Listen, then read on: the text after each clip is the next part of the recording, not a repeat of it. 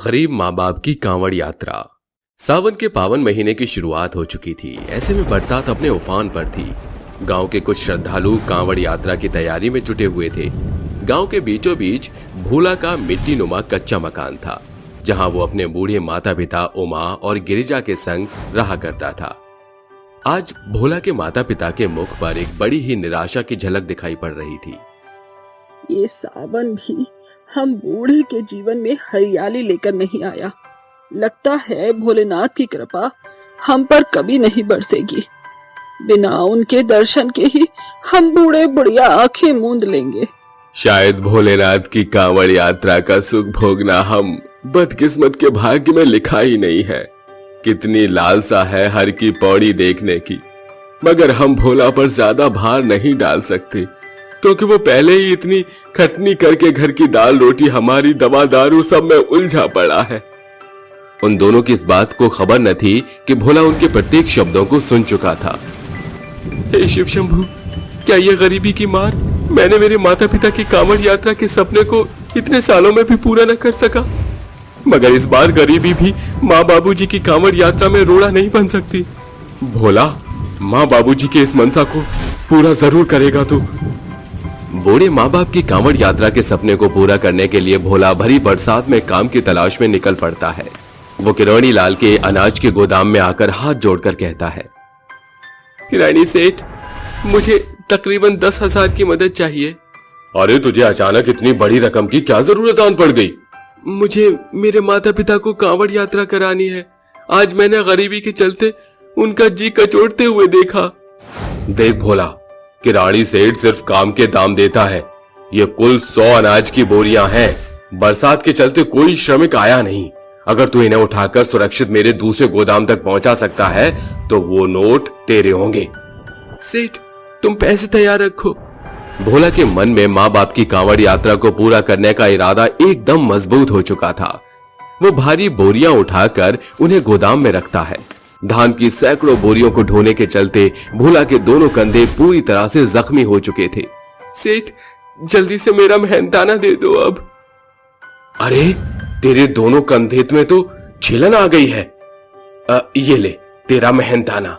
आज के जमाने में कहाँ मिलते हैं तुझ जैसे श्रवण कुमार। पैसों के एक भाग से भोला कांवड़ यात्रा का सारा सामान खरीदकर घर लौटता है। शुक्र है भोलेनाथ का, मेरा तो जी बैठा जा रहा था। कहाँ था अब तक तू? माँ, कल आप और पिताजी कांवड़ की यात्रा के लिए जा रहे हैं।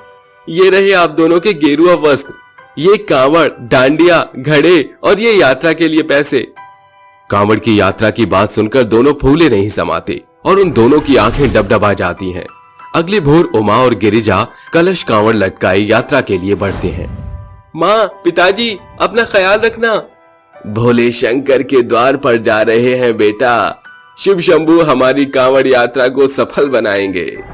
भोला का मन आज हर्षित था कि उसने अपने गरीब माँ बाप को कांवड़ की यात्रा का सपना पूरा किया। इधर उसके माँ बाप भी बेहद हर्ष उल्लास व्यक्त कर रहे थे।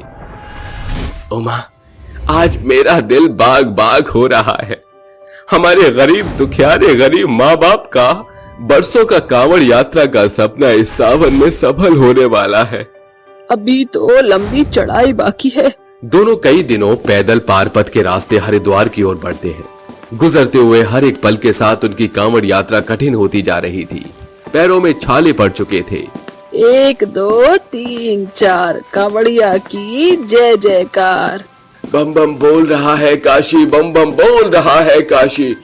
बोलो उमापति शिव शंकर की जय। कुछ ही पलों में हरिद्वार के पहाड़ों की चढ़ाई शुरू हो जाती है। दोनों अंधेरा छाने तक बिना थके रुके सैकड़ों सीढ़ियां चढ़ते जाते हैं। सुनो जी, चारों ओर अंधेरा छा चुका है। सावन की घनघोर घटा भी बरसने को हो रही है। आगे की चढ़ाई 4 बजे के पहर शुरू करते हैं।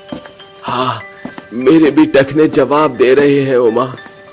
दोनों सिर छुपाने के लिए इधर उधर ताकने लगते हैं। तभी उनकी नजर एक घने पेड़ से जा टकराती है, जिसके नीचे पथरीली खाली जगह थी। वो दोनों वहां घुसकर उजाला होने की बाट जोहने लगते हैं। रात के तकरीबन 2 बजे कुछ धावक के चलने की आवाज उनके तेज कानों में पड़ती है। काली, इन बूढ़े बुढ़िया को इस बिल से बाहर निकाल और जो मिले लूट ले। अरे अरे कौन हो भाई? ए बड़ाऊ, चुपचाप खड़ा रहे। समझा क्या? खाली पीली बादशाह भाई का भेजा घूम गया तो तुझे यहाँ निपटा डालेगा। चल माल निकाल। निकम्मो, नकारो, भोले के सावन धाम पर चोरी चकारी करते तुम्हें शर्म नहीं आती? शर्म? अरे शर्म तो हमने डाकू बनते वक्त बेच खाई थी। चल बहुत देर हुई, चोचलेबाजी बंद कर और चुपचाप ये पैसे की पोटली हमारे हवाले कर दे। ऐसा ऐसा मत करो, ये पैसे हम गरीब बूढ़ी की कांवड़ यात्रा पूरा करने का एकमात्र सहारा है, जिसे हम गरीब माँ बाप के बेटे ने बड़ी मेहनत से जोड़ा है।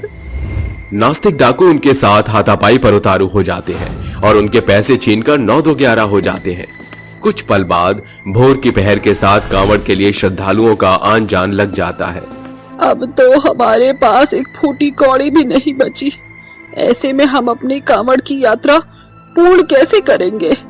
देखो उमा, भोलेनाथ के दरबार में कुछ झोली फैलाकर हरिद्वार की हम ओर आगे बढ़ रहे हैं और देखो कुछ अपना दामन भरकर वापस लौट रहे हैं। अब तो त्रिदेव का ही सहारा है। वो दोनों उसी स्थान पर बैठकर आते जाते राहगीर के आगे झोली फैलाकर कहते हैं, मन मेरा मंदिर, शिव मेरी पूजा, शिव से बड़ा नहीं कोई दूजा, बोल सत्यम शिवम, बोल है सुंदरम, मन मेरे शिव की महिमा के गुण गाए जा।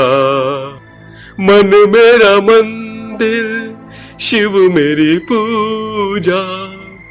मदद करो, हम पुरानियों की सहायता करो। इस झोली में कांवड़ यात्रा के लिए कुछ राशि दे दो, शिव के भक्तों। आते जाते कांवड़िया उनकी झोली में पैसे डालकर आगे बढ़ जाते हैं। भोले बाबा की कृपा महान है। देखो आज की कांवड़ यात्रा को आगे बढ़ाने का बंदोबस्त हो गया। कांवड़ को कंधे पर लटकाए नीलकंठ की ओर आगमन करते हैं। तभी सांझ होते ही मौसम का रुख सर्द लहरों के सांचे में ढलकर कोहरे की चादर ओढ़ लेता है। दोनों ठिठुरने लगते हैं। ऐसा लग रहा है आज इसी नीलकंठ में हमारी कुल्फी जम जाएगी उमा। भोला के बाबूजी शिव शंभू कैलाश निवासी हैं। हम इस जाड़े के डर से कांवड़ की यात्रा रोक नहीं सकते। उमापति महेश कांवड़ियों की परीक्षा तो हर हाल में लेते हैं। कुछ पल की देरी है, फिर ये कांटों की राह फूल बन जाएगी। जय शिव शंकर, जय शिव शंकर। वो कांवड़ थामे जैसे जैसे आगे बढ़ते हैं मौसम और बिगड़ता जाता है। तभी उनकी नजर एक शिविर पर पड़ती है जहां सभी कांवड़िया ठहरे होते हैं। वो दोनों भी वहीं रुक जाते हैं। सवेरा मौसम साफ होने पर वो कांवड़ लिए हरिद्वार के घाट पर रुकते हैं। देखो देखो उमा, हमारी मंजिल हमें पुकार रही है। वो दोनों सच्चे मन से हरिद्वार की नदी में नहा धोकर शिव की पूजा उपासना करते हैं। गंगा मैया, तुम तो स्वयं शिव की जटाओं में सुरक्षित बैठी हो। अब हम गरीब बूढ़े की नैया भी पार कर दो माँ। दोनों शिवलिंग पर भांग, धतूरा, बेलपत्र, पंचभोग अर्पण करके कहते हैं, इस सावन के पावन महीने में हर की पौड़ी के दर्शन पाकर हमारा जीवन कृतार्थ हो गया। अंत में दोनों कांवड़ के कलश को हरिद्वार के जल से भरकर वापस की यात्रा करते हुए 1 सप्ताह के अंतराल में घर लौट आते हैं।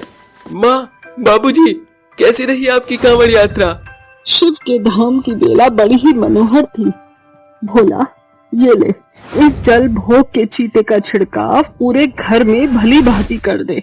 भोला अपने गरीब माँ पिता की कांवड़ यात्रा को पूरा कराता है, जिसके कुछ ही अल्प दिन में मानो शिव की कृपा उनकी कुटिया पर बरस जाती है। भोला को एक बड़े कारखाने में मुनीम के पद पर स्थायी तौर पर काम मिल जाता है, जिसके बाद उनका जीवन पूरी तरह पटरी पर आ जाता है। हमारे गरीबी की तख्ता पलट का श्रेय भोले बाबा की कृपा है। अगले सावन हम तीनों कांवड़ लेकर चलेंगे माँ। जय भोलेनाथ, जय भोलेनाथ। सहारनपुर के एक छोटे से गांव में एक बबीता नाम